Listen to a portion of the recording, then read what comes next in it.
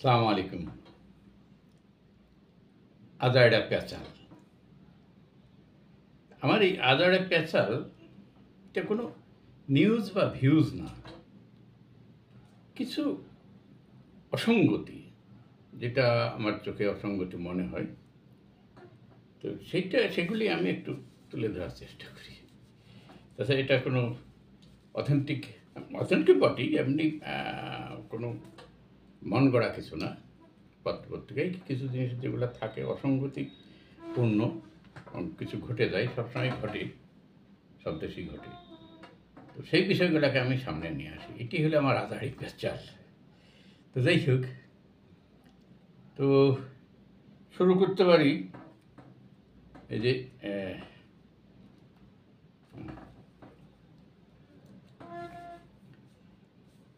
ভারতের ইত্রামি।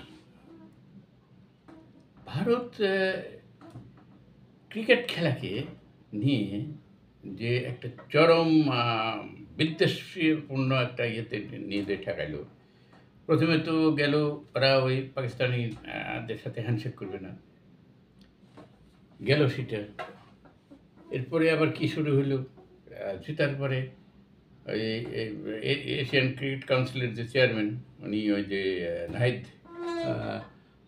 মহসিন নাকবি, ওনার কাছ থেকে নেবে না, ট্রফি নেবে না।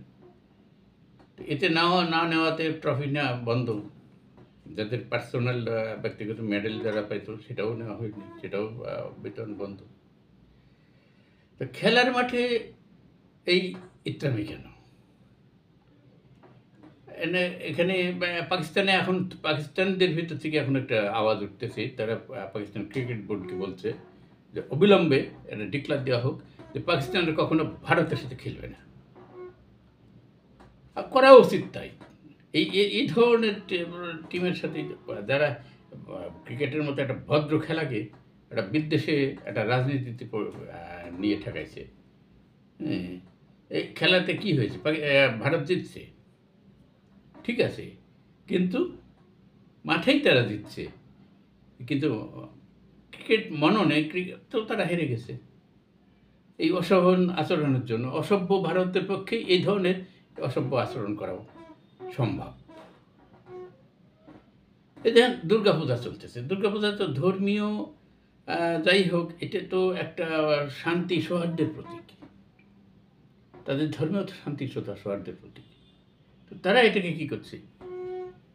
তারা অসুর বানাইছে মোহাম্মদ ইউনুসকে, অসুর বানাইছে প্রেসিডেন্ট ট্রাম্পকে, অসুর বানাইছে পাকিস্তানের প্রধানমন্ত্রী শাহবাজ শরীফকে দিয়ে তারা ওই দুর্গার প্রতিমা বানাইছে। তার পায়ের নিচে এরা কেন এই বিদ্বেষ? কেন? তোমাদের ধর্ম এইটা শেখায়? হিন্দু ধর্ম না শান্তির ধর্ম শুনছিলাম। তো এটা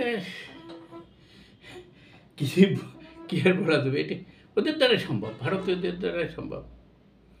শাহবাজ শরীফকে ওই যে ইয়েতে ইউনো বক্তৃতা দিতে গেছিল, শাহবাজ শরীফকে ইন্ডিয়ান জার্নালিস্টরা প্রশ্ন করছে যে ক্রস বর্ডার টেরোরিজম কবে আপনি বন্ধ করবেন? প্রথমবার এড়াই গেছে, দ্বিতীয়বার উনি এবারে বলছে যে হ্যাঁ, আমরা তো ডিফিট করছি, ওই ডিফিটিং দ্যাম। একবার পাকিস্তানকে যে ওই পহেলগ্রামের পরে যে হামলা হলে পাকিস্তান তাদের বলে স্বীকার করে দিয়েছে, তাদেরকে আমরা ডুম করে দিয়েছি। তো এই যে পাকিস্তানের এই ভারতীয় জার্নালিস্টরা প্রশ্ন করার ভিতরে তো ওটা আদব কায়দা শিখতে হয়। জার্নালিজম করতে গেলে নাকি লেখাপড়া শিখতে হয়। তো এরা কি লেখাপড়া শিখে আসেনি? ও না, ভারতের বেলায় লেখাপড়ার কোনো বেলাই নাই। সভ্য একটা বর্বর জাতি। ইসলামী আর মনে হয় কোনো দিন যাবে না। তো যাই হোক, এবার ওই আমাদের ইউনুস সাহেব বারবার তারা শুধু ওই বিদ্বেষ ছড়াবে আর বলবে যে বাংলাদেশে হিন্দু নির্যাতিত হয়। তবে ইউনুস সাহেব এবার খুব ভালো একটা জবাব দিয়ে আসছেন। উনি এক দৃঢ়চিত্ত বলছেন যে ভারতের একটা অন্যতম বিশেষত্ব হলো ভুয়া খবর ছড়ানো। আমেরিকায় যে উনি বলে আসছেন। Thank you Yunus sir, thank you very much. এরকম একটা নেতা আমাদের দরকার। বহুদিন পরে আপনাকে পেয়েছি এরকম দৃঢ়চিত্তে ভারতের বিরুদ্ধে কথা বলার জন্য।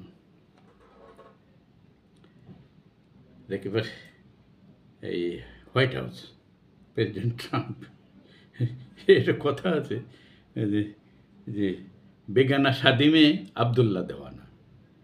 যুদ্ধ হচ্ছে ইসরায়েল আর হামাসের সাথে, মাথা ব্যথা এখন হোয়াইট হাউসের ডোনাল্ড ট্রাম্পের। তিনি এখন ওই গাজার দায়িত্ব নেবেন, গাজার প্রধান তিনি হবেন। তো যাই হোক, নেতানিয়াহুর সাথে বৈঠক হচ্ছিল। এটা একটা ভালো স্টেপ, যদি স্টেপ করে যদি অন্তত মানুষ হত্যা বন্ধ করা যায়। We must welcome there decision. তো ওই প্রেসিডেন্ট ট্রাম্প আর নেতানিয়াহু মিটিং হচ্ছিল, সেই সময় ট্রাম্প নেতানিয়াহুকে খুব ধরছে। তো বেটা ওই যে কয়েকদিন আগে যে তুই কাতারে বোম মারলি, মিসাইল মারলি, ক্ষমা চা। তো ওই মিটিংয়ে ওই সময় সে কাতারের প্রধানমন্ত্রী ওনার কাছে করে ফোন করে ক্ষমা চাইছে। উনি বলছেন ইয়েকে, মোহাম্মদ বিন আবদুল্লাহ বিন জসিম আল থানি, যিনি কাতারের প্রধানমন্ত্রী, তো ওনাকে বলছেন উনি এবার দুঃখ প্রকাশ করছি। আবার নেতানিয়াহু তার এক্স অ্যাকাউন্টে লিখছে কাতারের প্রধানমন্ত্রীকে উদ্দেশ্য করে, আমি আপনাকে আশ্বস্ত করতে চাই যে ইসরায়েল হামাসকে লক্ষ্য করেছিল, কাতারিদের নয়। ভবিষ্যতে আপনার সার্বভৌম লঙ্ঘনের কোনো পরিকল্পনা ইসরায়েলের নাই। এক্সে আবার এটা জানিয়ে দিছে। যাই হোক, এই যে ডোনাল্ড ট্রাম্প উনি 20 দফা শান্তি পরিকল্পনা দিয়েছেন, ইসরায়েলের নেতানিয়াহু এটাকে স্বাগত জানিয়েছে। বাট তার যে কোয়ালিশন সরকারের যে অন্যান্য মেম্বার, তারা কট্টরপন্থী, তারা এটা সম্মতি দেয়নি। তো নেতানিয়াহু একাই কদ্দূর কী করতে পারবে? তো ট্রাম্প হামাসকে সতর্ক করছে যে এই এই এই শান্তি প্রস্তাবে যদি তোমরা প্রত্যাখ্যান করো, তাহলে হামাসকে ধ্বংস করার জন্য ইসরায়েলের প্রতি পূর্ণ সমর্থন জানাবে ট্রাম্প। আর উভয় পক্ষ যদি রাজি হয়, তাহলে যুদ্ধ বন্ধ হবে। তো যুদ্ধ বন্ধের প্ল্যান যেটা আছে, সেটা হচ্ছে যে ধাপে ধাপে ওরা করবে, এই হামাস সেনাদের মুক্তি দেবে, তার যে আছে হোস্টেজে হামাস মুক্তি দেবে, এবং ইসরায়েলও ওই অনুপাতে ধীরে ধীরে ধীরে ধীরে তারা আর্মি উইথড্র করবে, এবং সেখানে অস্থায়ীভাবে আন্তর্জাতিক স্থির একটা বাহিনী মোতায়েন করা হবে, এবং এই প্রশাসনের হেড হবেন ট্রাম্প। আর হামাসকে আরও বলে দিচ্ছে তাকে সম্পূর্ণ নিরস্ত করতে হবে, এবং এই এলাকায় সরকারে ভবিষ্যৎ যে ইনকামিং গভর্নমেন্ট তৈরি হবে, সেখানে হামাসের কোনো থাকবে না, ভূমিকা থাকবে না। এখানে হামাসের যেসব মেম্বার যারা শান্তিপূর্ণভাবে বসবাস করতে রাজি হবে, তাদের সাধারণ ক্ষমা ঘোষণা করা হবে। হ্যাঁ, এবং গাজায় সীমান্ত সহায়তার জন্য প্রচুর বিনিয়োগ করার সুযোগ আছে। ফিলিস্তিনিদের গাজা ছাড়তে বাধ্য করা হবে না, এবং তাদের থাকায় গাজাকে আরও জীবনমান উন্নত করার সুযোগ দেওয়া হবে। এখন ট্রাম্প নেতানিয়াহুকে সতর্ক করে বলে দিয়েছে যে গাজা দেওয়া হয়েছে, পশ্চিম তীরের দিকে আগাবে না, পশ্চিম তীর তুমি দখল করতে দেবে না। এটা শান্তি প্রক্রিয়াকে আরও জটিল করে তুলবে। তো দেখা যাক, এখন যুদ্ধবিরতিতে হামাস যদি 72 ঘন্টার মধ্যে সমস্ত জীবিত মৃত জিম্মিকে মুক্তি দেওয়ার মাধ্যমেই গাজায় যুদ্ধবিরতি স্থায়ী হবে, এটা এই প্ল্যান। তো হামাসকে পুরোপুরি নিয়ন্ত্রণ ছেড়ে দিতে হবে গাজার। এখন প্রেসিডেন্ট বলতেছে যে ইসরায়েল এবং আরব কান্ট্রিদের অনুরোধেই আমি গাজার দায়িত্ব নিচ্ছি। তো দেখা যাক, গাজার অন্তর্বর্তী সরকার বিশ্ব ব্যাংকের সাথে কাজ করবে। তারা ফিলিস্তিনের মধ্যে থেকে যোগ্য ব্যক্তিদের বাছাই করে পরবর্তী গাজায় ফিলিস্তিনের নেতৃত্বে একটা সরকার গঠন করবে, একটা সুশৃঙ্খল পুলিশ বাহিনী গঠন করা হবে, উন্নত মানের প্রশিক্ষণ দেওয়া হবে তাদের, গাজা হামাসকে পুরোপুরি নিরস্ত্রীকরণ করা হবে। তো এইটাতে রাজি হয়ে গেছে আপনার মিডল ইস্ট ভিতর থেকে দেখা যাচ্ছে যে সৌদি আরব, জর্ডান, ইউএই, কাতার, মিশর, এদের পররাষ্ট্রমন্ত্রীরা তাদের ট্রাম্পের এই ঘোষণাকে অলরেডি স্বাগত জানিয়েছে। হ্যাঁ, এবং বলছে যে তা আমার সংশ্লিষ্ট পক্ষদের সাথে এই কান্ট্রিগুলো সম্মিলিতভাবে ইতিবাচক সহযোগিতা করবে। ওদিকে ব্রিটিশ প্রধানমন্ত্রী স্যার কেয়ার স্টারমার, ইউরোপিয়ান কাউন্সিলের প্রেসিডেন্ট অ্যান্তনিও কস্তা, নেতানিয়াহুর ইতিবাচক প্রতিক্রিয়ায় এরা উৎসাহিত বোধ করছে যে রাজি হয়েছে ট্রাম্পের সাথে, এজন্য তারা উৎসাহিত বোধ করছেন। এখন সব পক্ষেই এক সুযোগটা কাজে লাগাতে হবে। নেদারল্যান্ড, ফ্রান্স, ইতালি এরাও এটাকে সাপোর্ট করছে। কারণ হামাস বলছে যে তারা এখন প্রস্তাবটা লিখিত আকারে তারা কিছু পায়নি, পেলে তারপরে তারা পর্যালোচনা করবে এবং গাজায় যদি হত্যাযজ্ঞ বন্ধ করে ইসরায়েল এবং সমস্ত পরিপূর্ণভাবে সেনা প্রত্যাহার করে এবং এখানে যদি ফিলিস্তিন স্বার্থ সুরক্ষিত হয়, তাহলে এই প্রস্তাবে হামাস রাজি আছে। বাট অস্ত্র সমর্পণের ক্ষেত্রে তারা রাজি না। হামাসের সাপ কথা, যতদিন ইসরায়েল দখলদারিত্ব বজায় থাকবে ততদিন তারা অস্ত্র ছেড়ে দেবে না। কেমনি আপোষ হবে কি? তারপরে চেষ্টা চালাচ্ছে, চেষ্টা থাক, ডায়লগের মধ্যেই অনেক কিছু বেরিয়ে আসে, ডায়লগ চালু থাক। এবার দেশেই আসি। এই যে বিচারপতি শামসুদ্দিন মানিক, রে কালা মানিক স্যার, উনি কাঠগড়ায় অনেকে আনা হয়েছে, পিছনে হাত মোড়া দিয়ে হ্যান্ডকাপ পরায় আনা হয়েছে, খুব কষ্ট পেয়েছেন উনি। তো যাই হোক, ওনার যে আইনজীবী ওই যে মোর্শেদ হোসেন, উনি বলছেন যে কালামানিক নাকি এখন খুব অর্থকষ্টে ভুগছেন। এমনই অর্থকষ্টে ভুগছেন যে তার লাইব্রেরির সমস্ত বই, তার চেম্বারে যতগুলো বই ছিল বইগুলোও তাকে বিক্রি করে দিতে হয়েছে। তারপরেও উনি নাকি ওই আইনজীবীর ফি ঠিক মতো দিতে পারছেন না। কারণ মানিকের তো কী করবে বেচারা, কারণ আছে দুটা কিডনি, এখন আবার কিডনি দুটো বিক্রি করে পরিশোধ করে কিনা কে জানে। আগে আর দুটো তো আগেই ওরা থাকলাই দিয়েছে ওই কয়েদিরা ধরি, এখন দুটো কিডনি বাকি আছে। দেখা যাক এটা এবার বিক্রি করতে এবার রাজি হয় কিনা, যে না এটা বিক্রি করি আমি তো আইনি লড়াই চালিয়ে দেব। আচ্ছা, এই নির্বাচন কমিশন কিছু পর্যবেক্ষককে নিয়োগ দিচ্ছে।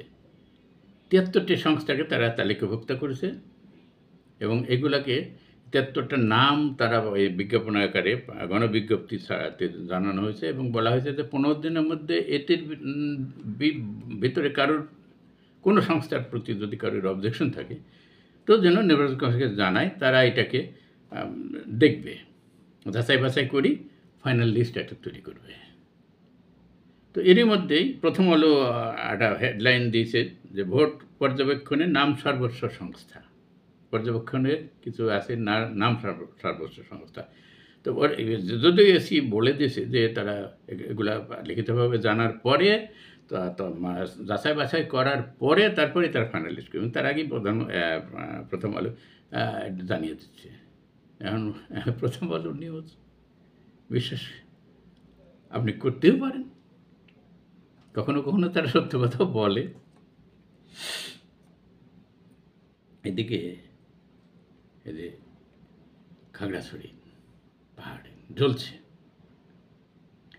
একটা মেয়েকে ধর্ষণ করছে, এখনও ওইটা ক্লিয়ার না। ডাক্তাররা নাকি পরীক্ষা করে আবার আজকে রিপোর্ট শুনলাম যে বলছেন যে না,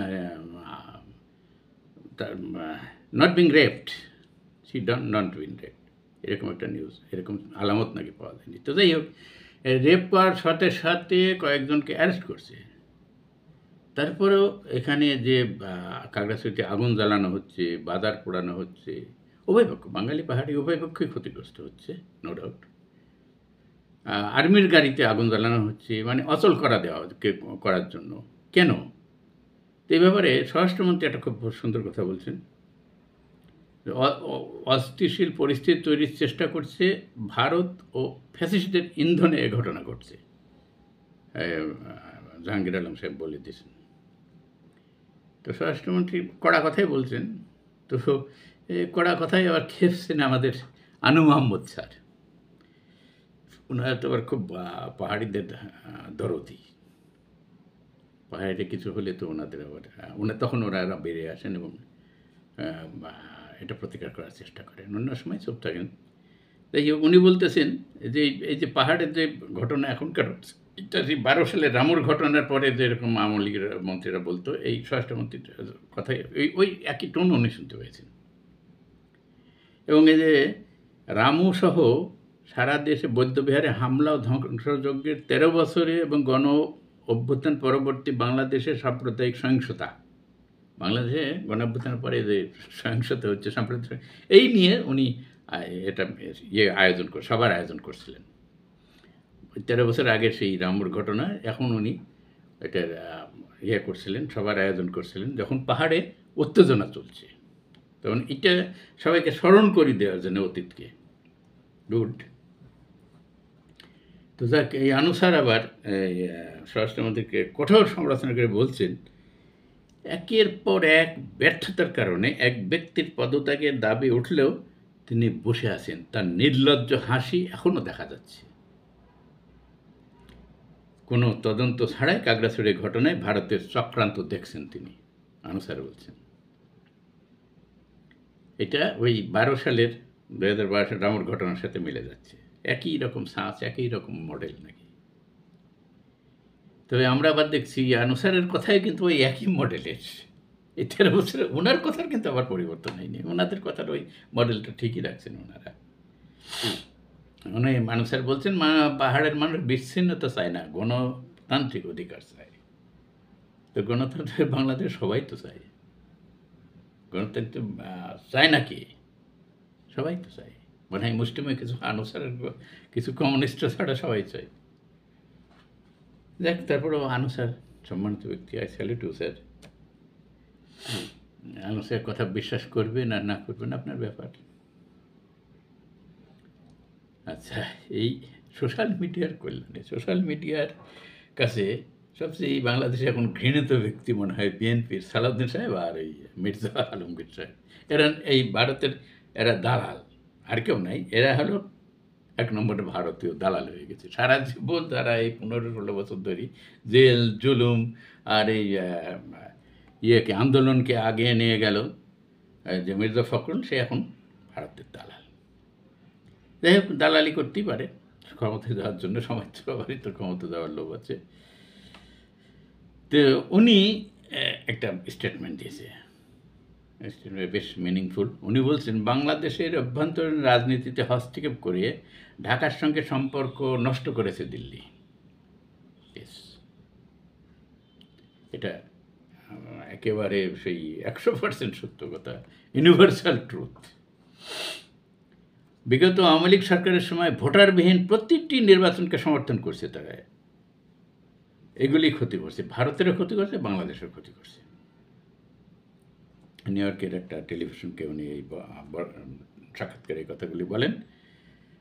উনি আর বলছেন যে বাংলাদেশ ভারতের মধ্যে টানপোড়েন কাটিয়ে উঠতে হলে ভারতকে এগিয়ে আসতে হবে। এটা নির্ভর করবে ভারতের উপরে। ভারত যদি চায় যে সে বাংলাদেশের সঙ্গে বন্ধুত্বপূর্ণ সম্পর্ক বাড়াবে, শুধু বড় দাদা না হয়ে বন্ধু হয়ে সমস্যার সমাধান যদি করে, তো সেটাই ভালো হবে। এবং আমরা চাই সবার সাথে, সব দেশের সাথে বন্ধুত্ব সম্পর্ক চাই। যাই হোক, দালাল আবার এই কথা বলল, আবার কি সমালোচনা কি আসে দেখা যাক। এই যে এর আগে সরোয়ার সাহেব যখন উনি ম্যাজিস্ট্রেট ছিলেন, উনি তো বেশ দেশের ভেতর ছাড়া ফেলে দিয়েছেন বিভিন্ন জায়গায় গিয়ে। তো উনি এখন সিলেটের ডিসি।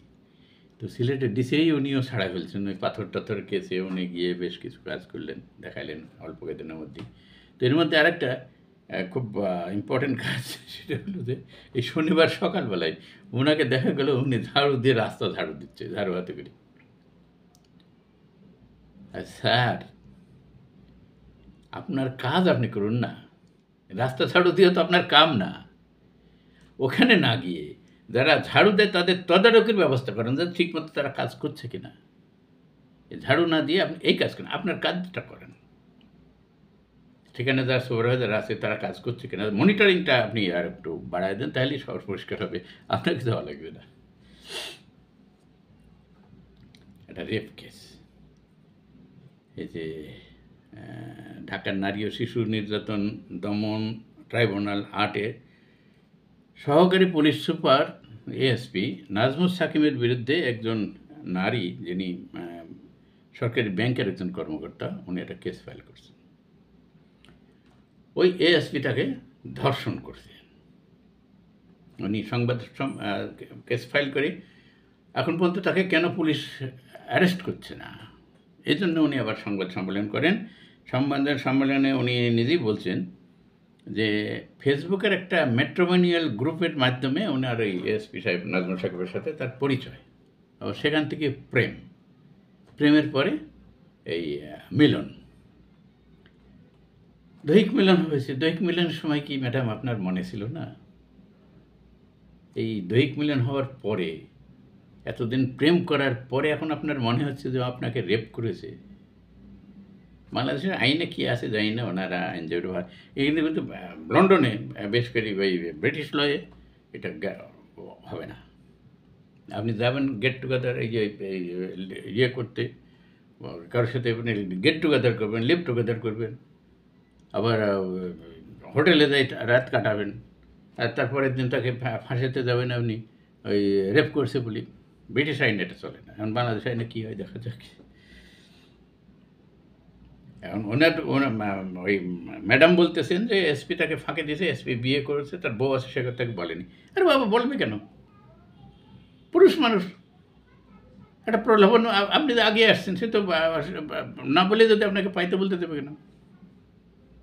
আপনাকে তো জবরদস্তি নিয়ে আসেনি, আপনি প্রেমেরটা নিয়ে এসেছেন। প্রেমেরটা নিয়ে এসে এখন আপনি এগুলো ইয়ে করেন না, ফাজিল। এই যে একটা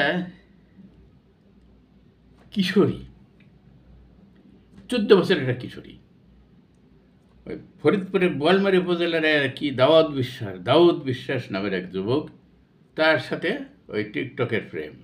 এই কিশোর 14 বছরের কিশোরী, 14 বছর মেয়ে, কত 7, 8 পড়ে, সে প্রেম করছে। কেন বাবা? এখন তোমার প্রেমের বয়স? এরপরে ওই ওই ওই যুবক তাকে একটা প্রলোভন দেখেছে যে তোমার জন্য একটা নতুন ফোন কিনেছে, তুমি আসো, এটি ফোনটা নিয়ে যাও। এ ছুটেছে ফোন আনতে, ওই যুবক তার বন্ধু বান্ধব নিয়ে ওই ধর্ষণ করে ছেড়ে দিয়েছে। এখন এই তার দাদাকে বলছে, তার দাদা মিলে দেয় ওই যে কেস টেস করতে। এখন কেস করে কী হবে? আর কেস করলে ওই যুবকের শাস্তি হওয়া উচিত, এটা তো একটা চিটিং কেস, শাস্তি হওয়া উচিত। কিন্তু মেয়েরও তো মেয়ের অভিভাবক, তার দাদা যে গিয়ে কেস করে, দাদাকে তো উচিত ছিল তার নাতনিকে আগে থেকে ইয়ে করা, সাবধান করা, বা সেইভাবে পারিবারিক শিক্ষা দেওয়া, এগুলো তো করেননি। এই জন্যে আমি সবাইকে অনুরোধ করছি যে আপনার মেয়ে ছেলে কী করছে না করছে, কোথায় যাচ্ছে, অন্তত অবজার্ভ করেন। এভাবেই তো অনেক নষ্ট হয়ে যাচ্ছে সমাজটা। এই 5 বছর মেয়েরা এরকম ওই ধোকাতে পড়ছে, ধোকা খেয়ে ফিরে আসছে, অনেকেই ওই সামাজিকভাবে হয়ে যাচ্ছে, কেউ আত্মহত্যা করা বেছে নিচ্ছে। তো আগে থেকে একটু দেখেন এটা।